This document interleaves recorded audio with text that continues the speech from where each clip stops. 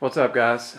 Somebody commented on a recent video of mine asking my thoughts on the Benchmade 755 MPR, and they got a bunch of thumbs up. So obviously people want to know what I think about it. So I figured since I've carried it for a few days and used it for a few days, I would give my version of my little pseudo review that I do. Um, Quite the interesting knife. It's short and stubby, as you can see, very thick with a titanium frame lock. It's just a frame lock with a little G10 slab laid over it. Shane Seibert design, M390 steel. I've seen this knife in the store for a while, and honestly, I hated it. Every time I looked at it, I hated it. Uh, until the knife guy, or just the guy at the knife counter, Randy, if any of you guys care to know, asked me if I want to take it and do a little T&E with it. And I said, sure. Took it home, carried it for a couple days, ended up loving it. I don't know why. I guess it's the steel combined with the comfort, which I'll hit on later. And it's just so unique. It's just a really unique knife with a big, thick, beefy blade that tapers down to a really nice cutting edge. By the way, I just sharpened it on the wicked edge, and it was a hair whittler when I pulled it off the machine. So this thing is screaming sharp now. Didn't come with the greatest edge. Benchmade is definitely improving their edges, but I think this one was actually produced before they started doing their edges a little bit differently. So thinned it out just a tad. I guess I'll go ahead and start talking about the knife. Obviously, it's green G10. Bump up the ISO so you can see it. Green G10, M390 steel, which is, don't know how thick, 4 mil thick. So you have a 4 mil thick blade. It tapers down to a really nice cutting edge, which I'll hit on in a second. Thumb stud for deployment. You have a TI pocket clip along with the TI frame lock. The lockup is really good right now. I'll hit on that in just a second as well. You have sort of a radius tang. You have this overextension bar right here. It's not to prevent it from going that way. It prevents it from going this way too far. Talk about that in a minute, like I said. You have really nice jimping on the knife. It's not too sharp, not too aggressive, but it does do its job. Nice jimping up top. Again, not too sharp. It's kind of reminiscent of the Hinderer jimping, just a little bit. Feels kind of similar to it. Nice M390 blade, like I said. You have a nice flat grind. Pretty sure it's flat right here. Let me see.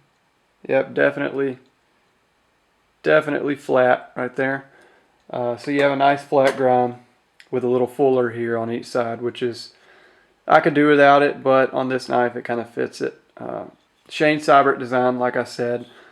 With how chunky this knife is, it's just really short and chunky.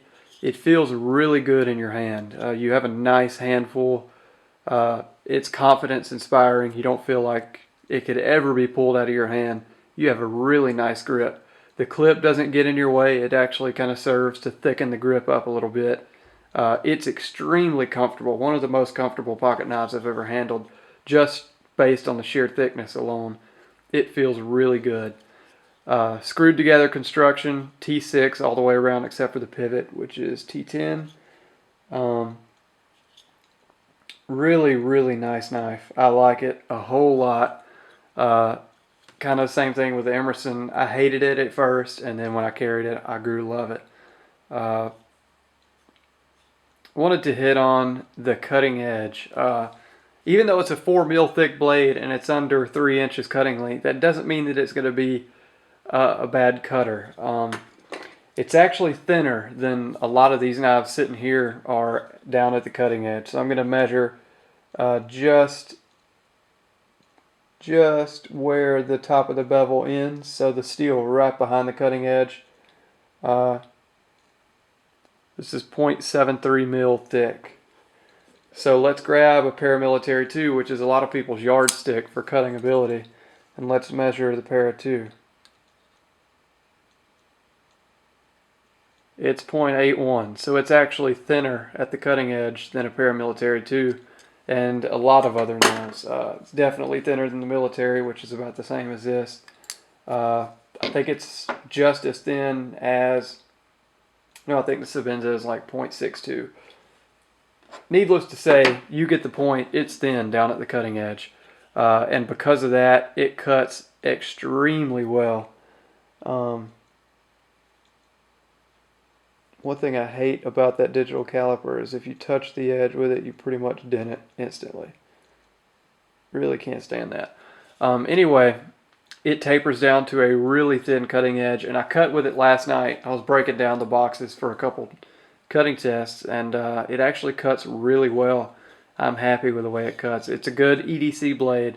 If you want a nice, capable knife that isn't going to scare people when you pull it out, at least I wouldn't think this would scare people, this is definitely a good knife. Definitely very smooth. Very, very, very smooth with a good detent. Once you overcome that detent, the blade just flies out. It's pretty much effortless. It's hard to not get the thing to just fly out with a lot of speed. Now the lockup is something that I want to show. Oof. Go back to pretty. You can see that the blade tang is somewhat radiused. I have early lockup right now. When I got this knife, the lockup was a lot later than it is right now, and it had play. You're asking maybe how I fixed the lockup. Well, something that this knife has that I wish every TI frame lock on earth had, and it's an adjustable stop pin. You can see the stop pin is faceted. It has faces going all the way around it. As far as I know, just by playing with it, each one of those faces is machined just a little bit differently. So each time you turn this stop pin, it adjusts the lockup tremendously.